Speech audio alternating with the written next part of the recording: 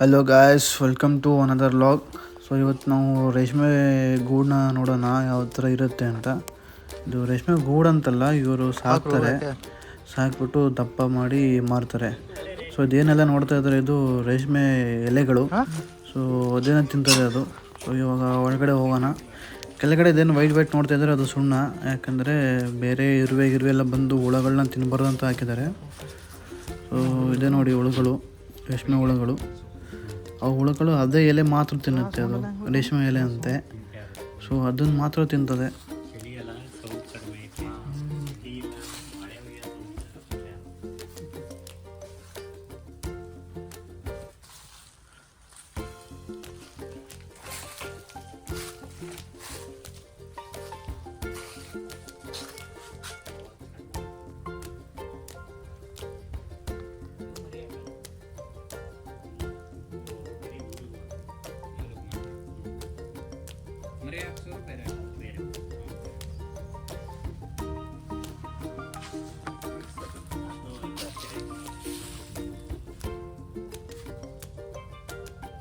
ನಮ್ಮ ಕಡೆ ಹುಳುಗಳು ದಪ್ಪ ಬರ್ತವೆ, ಇವೇ ದಪ್ಪ ಆಗ್ತವೆ.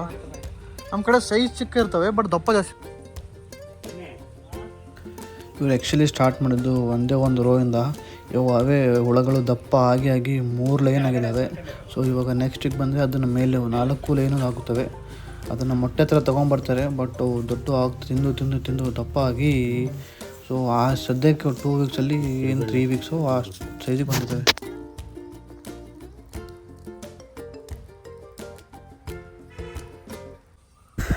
ಸೊ ಈ ಹುಳುಗಳು ತಿಂತಾನೆ ಇರ್ತಾವಂತೆ, ಯಾವಾಗಲೂ ತಿಂತಾನೆ ಇರೋದು. ಆ ತಿನ್ನೋದು ಕೂಡ ಸೌಂಡ್ ಬರ್ತಾಯಿದೆ, ಒಂದಲ್ಲ ಎರಡಲ್ಲ, ಲಕ್ಷಾಂತರ ಹುಳುಗಳಿದ್ದಾವೆ.